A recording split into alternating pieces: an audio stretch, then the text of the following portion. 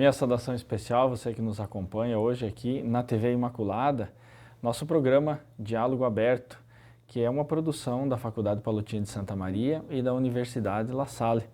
E como sempre, nós trazemos convidados importantes aqui para o nosso programa e também assuntos que podem ajudar na nossa vida cristã, também no nosso conhecimento enquanto igreja e assim por diante. E hoje nós temos aqui a honra de receber a professora Natália Oliveira. A professora Natália, ela é graduada em História, mestre em História do Brasil pela Universidade Federal do Piauí e também mestre em História da Igreja na Pontifícia Universidade Gregoriana, em Roma. A professora Natália também atua na Faculdade Palotina como professora da História da Igreja e hoje vai conversar conosco sobre o nosso acontecimento recente na igreja, que foi a eleição do Papa, mas ela vai falar um pouco dessa história dos Papas Leão na igreja. Então, bem-vinda, professora Natália. Obrigada, agradeço o convite do Padre Alisson. Também cumprimento a todos que acompanham, os telespectadores da TV Imaculada, nesse programa Diálogo Aberto, que traz aí uma temática que movimentou a igreja nesses últimos dias, que são os leões. Muito bem, professora. Acredito que, de fato, o Brasil estava voltado, e não só o Brasil, mas também o mundo voltado a Roma, para saber, né, com todo o processo do conclave e assim por diante, né? Então, hoje nós gostaríamos de saber, e também o pessoal que está em casa, sobre os Papas Leão, né? Quantos houve ao longo da história? Então, nosso novo Papa surpreendeu a todos escolhendo o nome de Leão XIV, seguindo aí uma sucessão de 13 leões anteriores a ele, homens que vivenciaram momentos importantes da história, desde Leão Magno, que é aquele que é o primeiro a escolher esse nome de leão, é aquele que fortalece o primado do Papa, vive experiências muito marcantes, passando por outros como Leão X, que vive o problema da Reforma Protestante, Leão IX com o problema do Cisma do Oriente, o próprio Leão XIII, que é o mais próximo daquilo que inspira ele, que é a doutrina social da Igreja Rerum Novarum. Então, foram 13 homens, alguns com pontificados bem breves, como o do Leão XI, foram cerca de 27 dias, e outros com pontificados bem longos, como o do Leão Magno, que foram 21 anos de pontificado. Que história interessante. Vamos descobrindo ao longo do nosso programa um pouco mais sobre os leões. Então, por que razão tem um nome, assim, o nome leão, né? Por que tantos escolheram 14, né? Escolheram o nome leão? Tem alguma razão especial, algum simbolismo especial para isso? Quando se faz uma reflexão sobre isso, ele considera muito a questão da força, da coragem, tendo em vista que, por exemplo, o Papa Leão Magno defende Roma da invasão dos bárbaros. Mas também uma questão até teológica, né? Quando se leva em consideração o leão da tribo de Judá. Isso também é algo que é colocado em questão. Mas 3 elementos que a gente poderia colocar mesmo é força, coragem e diálogo. Isso é algo marcante em todos esses 13 leões que antecederam o Papa Leão XIV. É muito importante isso, nós sabermos isso, né? Porque aí nós vamos também entendendo e também, quem sabe, tendo algumas ideias em relação ao Leão XIV, na própria direção da igreja, né? Professora Natália, o Papa Leão I, também conhecido como Leão Magno, né? É uma das figuras assim mais marcantes. Qual foi o papel assim principal na consolidação desse papado? Leão Magno assume, sucedendo ali o Papa Sisto, era o conselheiro do Papa e assume, como eu já disse, por cerca de 21 anos à frente da igreja. E aí ele vive pelo menos 3 questões muito marcantes. A primeira delas foi em 452, quando Átila, do povo huno, invade Roma e, segundo a tradição, o Papa teria convencido ele a não destruir Roma. E em volta disso também tem uma lenda, não se sabe ao certo se é verdade, mas que Átila teria parado essa invasão porque, olhando para o Papa Leão, ele viu Pedro e Paulo atrás. Então, isso também teria feito ele retornar e desistir de uma invasão mais drástica. 3 anos depois, há uma outra experiência com o povo vândalo e, novamente, o Papa consegue que Roma não seja destruída. Ela foi invadida, mas não foi queimada, não foi destruída. Então, é um pontificado marcado ali pelo diálogo, pela conversa, pela força, pela sua autoridade. E no campo doutrinal também, Leão Magno é alguém que se destaca, porque a gente está no contexto do questionamento da natureza divina e humana de Cristo, e aí o Papa escreve um documento, um tomo, que é lido aos padres conciliares que participavam do Concílio de Calcedônia. E lá, há quem diga que no momento que é feita a leitura do tomo de Leão, disseram, Pedro fala com autoridade para os padres da igreja e nós devemos escutar, né? Então ele tem toda uma contribuição também teológica para a afirmação dessa verdade, que Cristo tem as duas naturezas, humana e divina, além também de toda a sua contribuição com as cartas, ele escreve mais de 100 cartas, contribui para a organização da igreja, para a liturgia. Então, é um pontificado muito marcante na história da igreja, né? E é o primeiro a ser chamado de Magno, foi considerado doutor da igreja no século XVII ou XVIII. Então, é alguém que não passou despercebido pela história da igreja. E garantiu a força do primado do Papa. Uhum.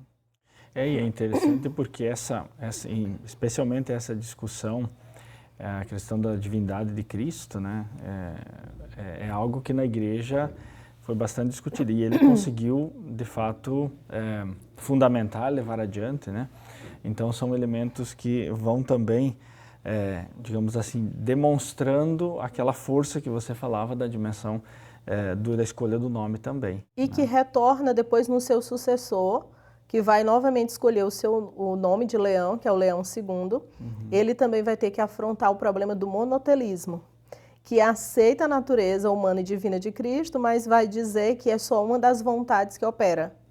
Então, é outro Papa que tem que atuar no Concílio de Constantinopla e resolver a questão. Então, esse segundo também se inspira no primeiro. É, de fato, o nome de peso, digamos assim, nessa dimensão de combate e defesa, especialmente, né, da igreja.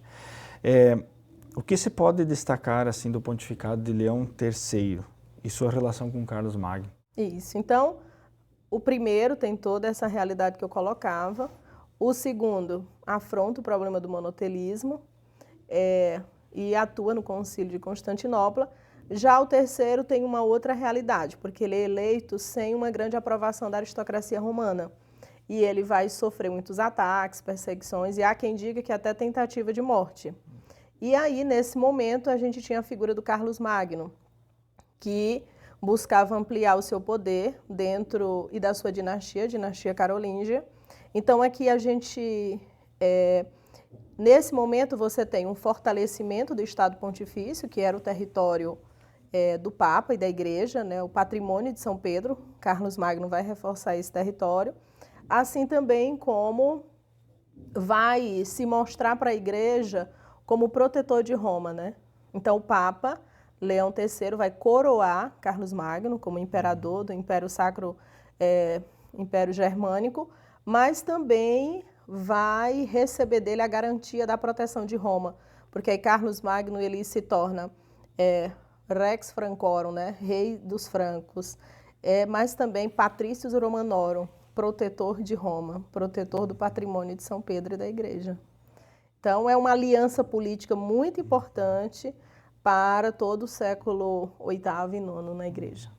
Porque também Roma constantemente vinha sendo atacada. Então, por isso, essa aliança, como você fala, é uma aliança que beneficia, de certa forma, tanto o papado, digamos assim, nesse acordo em Roma, e também Carlos Magno, né? Falando agora de Leão X, né, ele ficou assim conhecido especialmente pela opulência aí do Vaticano e especialmente também aí entra o início da Reforma, né? Qual papel teve nesse período conturbado na Igreja o Leão X? O Papa Leão X vem de uma família renomada de Florença, né, a família dos Médicis. Então, ele assume o poder e uma das coisas que ele vai fazer é continuar aquilo que Júlio II já tinha feito, de ornar a Basílica de São Pedro, né, fazer essa construção que está aí hoje visível para nós e que tem toda a contribuição também desse homem.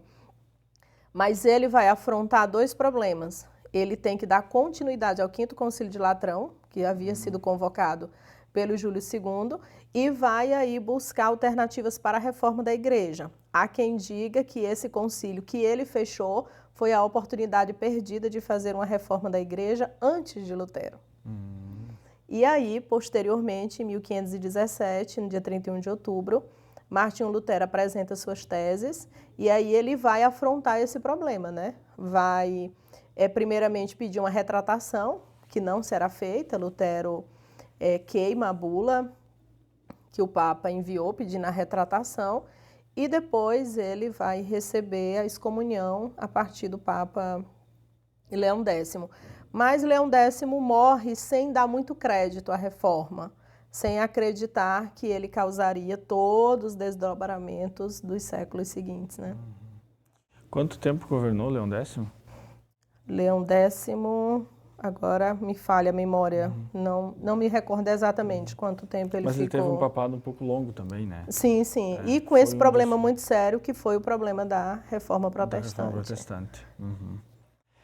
Muito bem, nós estamos aqui conversando então com a professora Natália sobre, especialmente, entendendo um pouco a questão das escolhas do nome Leão, né? Agora com a nossa escolha do Papa Leão XIV. Nós vamos para um rápido intervalo e não saia daí para que logo mais nós voltamos com o nosso programa Diálogo Aberto.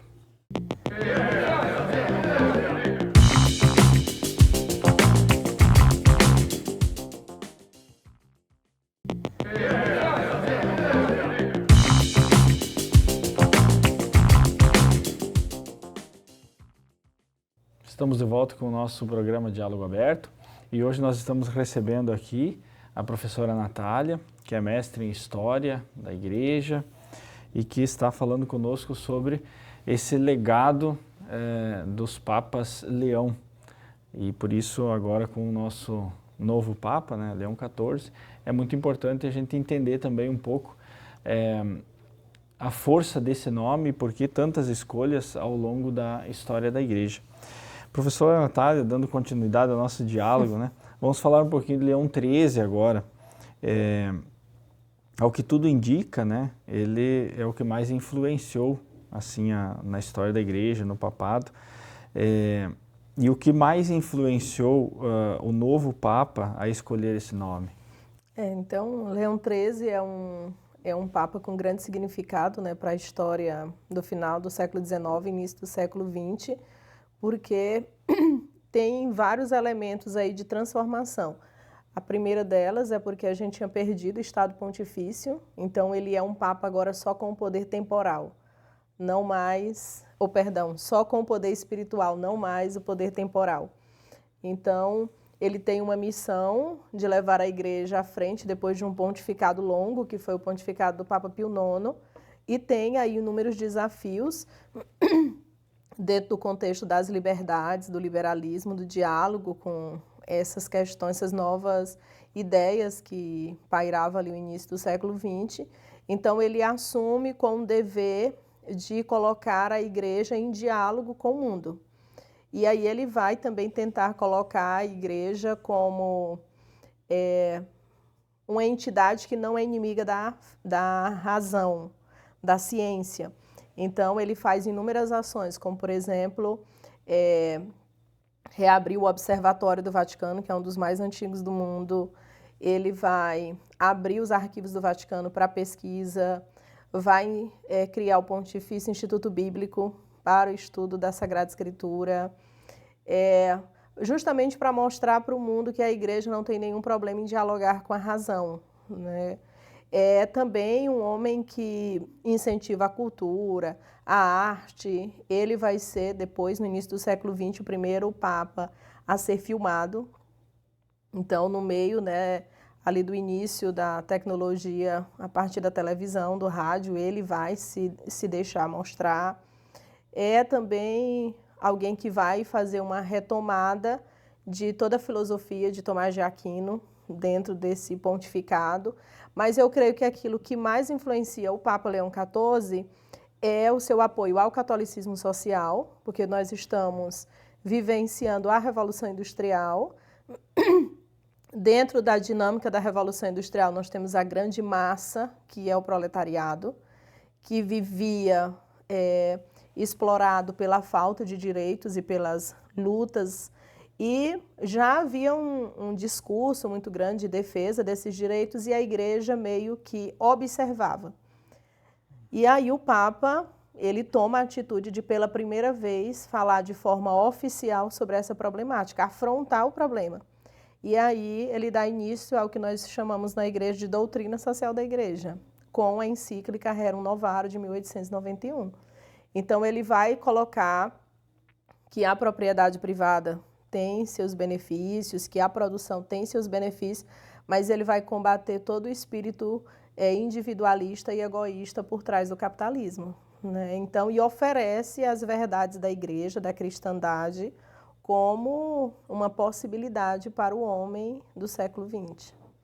O Papa Leão XIV, agora recentemente, numa entrevista, ele coloca que um dos motivos dele ter escolhido esse nome é que, no início do século XX, o Papa Leão XIII afrontava o problema da Revolução Industrial. E ele, nesse momento, tem que afrontar o problema da inteligência artificial, para que ele possa ajudar o mundo a compreender uma maneira mais ordenada e que não vá ferir a dignidade humana, como também não se desejava que a dignidade humana fosse ferida lá no início do século XX. Se nós pensarmos, né, professora, até Leão XIII, com Leão XIII, a igreja, podemos dizer, dá vários passos, né, na história.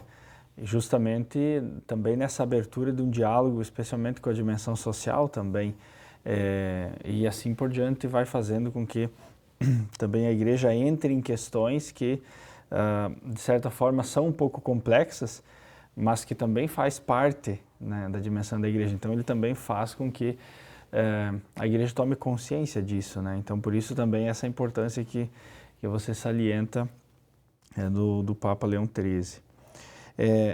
Este novo Papa, né, escolhe Leão XIV. Qual que é o simbolismo da escolha do nome Leão XIV para os tempos modernos?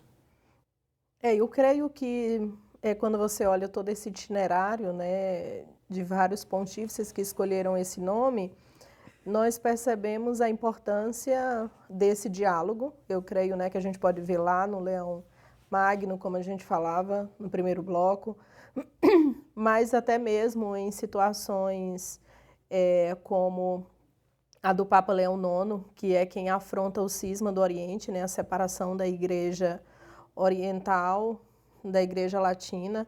Inclusive, esses dias aconteceu o jubileu das igrejas orientais e o Papa, dentro dessa dinâmica de diálogo interreligioso, ele propõe aí que todos se deem as mãos para combater a guerra e fala a favor da paz. Então, é um legado importante também. A própria figura também do Papa Leão XII, que antecede, né, o Leão XIII, que também afronta mudanças e transformações ali no contexto pós-guerras napoleônicas. Então, assim, todos esses leões, na sua maioria, tiveram que lidar com guerras, com invasões, com massacres. Então, foram homens que tiveram que utilizar a sua força, mas não física, mas a força do diálogo, a força realmente para tentar solucionar os problemas e ajudar a igreja naquele contexto, né? Então, eu creio que o grande legado é esse, é do diálogo, da tradição, porque isso também é importante, né? Chocou um pouco esse nome, porque ficaram meio pensando, né? O que será? Será um Papa conservador? Mas eu creio que não, eu creio que é alguém que respeita a tradição da igreja, que leva em consideração a sua história, a sua doutrina, mas também está aberto para o diálogo com o mundo, como fez o Papa Leão XIII, né? Ele vai defender a força da igreja, os seus ideais, os seus princípios. Nós estamos no mundo e podemos falar sobre os problemas do mundo, né? Acho que essa é a grande questão.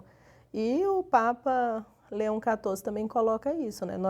Se nós somos mais de 1 bilhão de pessoas, por que a gente não pode falar de paz? Se a paz nos interessa, né? Se nossos países estão marcados pela guerra, por que não podemos falar? Se a inteligência artificial é utilizada também por nós, por que nós não podemos falar, né?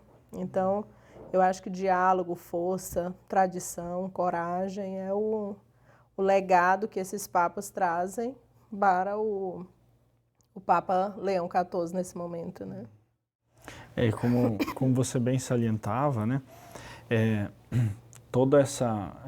Tudo isso influencia o próprio Vaticano, mas sobretudo a Igreja, né? E esse legado, como bem você colocava, ou melhor, o principal legado, né? A dimensão do diálogo com as diversas situações também sociais, mas também da própria teologia da Igreja, né? Um diálogo, mas também uma defesa, né? Então que vem já imbuído, podemos dizer assim, nesses nomes, né, no leão.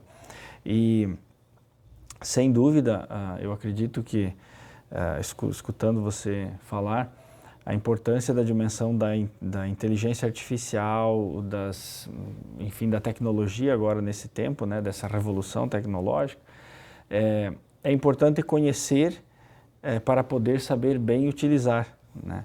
Mas para conhecer também precisa dialogar sobre isso, né? Então, eu acho que esse legado, esse elemento que você salienta, né, da importância do diálogo, é de fato uma questão central. O que nós podemos aprender com os Papas Leão para os desafios da nossa igreja contemporânea? Eu acho que, como, né, uma questão repetindo a outra, mas nesse sentido de que é dialogar, né? É estar no mundo, vendo que não há o que fazer, porque o problema veio a invasão dos bárbaros para Leão Magno, veio a invasão dos sarracenos, vieram as divisões com a igreja oriental, vieram os problemas trazidos pelo Congresso de Viena e as guerras napoleônicas, vieram os problemas da Revolução Industrial, então não há o que fazer. Estamos no mundo e os problemas virão. E nós precisamos afrontar. E nesse momento, a gente se vê diante das problemáticas das diversas guerras, né? Há quem diga que a gente já vive uma terceira guerra mundial em pedaços, né? O Papa Francisco falava muito sobre isso. E, então, é afrontar o problema, mas afrontar de uma maneira tranquila, porque em cada um desses espaços nós temos católicos, nós temos cristãos, que também precisam ser cuidados, né? Então, aí vem muito a importância da diplomacia pontifícia, de um diálogo interreligioso, um diálogo de proximidade, agora não mais de separação, mas de entendimento, de colocar na mesa aquilo que a gente tem em comum e lutar juntos, né? Pela paz, pela dignidade humana, pelo bem-estar, pelo bom uso da inteligência artificial, que tem também, pode ser usado para explorar as pessoas ao invés de ajudá-las, né? Então, todos esses papas nos deixam esse legado, né? Muito bem, professora Natália. Nós estamos chegando ao fim do nosso programa Diálogo Aberto e, além do seu estudo, da sua competência em relação a toda a história da igreja, como professora, né? Agora falando como Natália cristã, quais são as suas perspectivas assim, em relação ao novo Papa? Olhando para ele, né, escutando, nós vemos um homem que é cosmopolita. Então, você tem alguém que é de nacionalidade americana, mas que é filho de imigrantes, tem no seu sangue o sangue europeu e atua no continente latino-americano, né? Então, é um homem que transita em vários ambientes, então viveu muitas experiências, desde a sua realidade de primeiro mundo, que é os Estados Unidos, até uma realidade de pobreza no Peru, E, além disso, também guiou por muito tempo a sua ordem, que é a Ordem dos Agostinianos. Então, é um homem que eu creio que sabe liderar, sabe dialogar. Estava num dicastério importante, que é o dicastério para a escolha dos bispos. Então, também conhece esse universo, né? Então, eu creio, todo mundo que está falando sobre ele fala de um homem muito sereno, muito tranquilo, do diálogo, da bondade. Eu creio que nós teremos uma continuidade na singularidade. Então, ele vai dar continuidade ao magistério da Igreja, ao pontificado do Papa Francisco, mas com as suas próprias características e do seu modo, né? E que seja um pontificado frutífero para a Igreja, como tantos outros foram, né? Pós Vaticano II. Muito bem, amém. Professora Natália, muito obrigado pela tua presença aqui conosco, né? Acredito que nos ajudou a todos também a compreender melhor este nome Leão, que também foi escolhido pelo nosso atual Papa. Agradecemos imensamente a sua presença aí na sua casa, acompanhando o nosso programa, e queremos reforçar o convite para também na próxima semana nós continuaremos com o nosso programa Diálogo Aberto. Que Deus possa abençoar a sua vida, a sua família, o seu trabalho, por intercessão de nosso fundador São Vicente Pallotti, e até o próximo programa.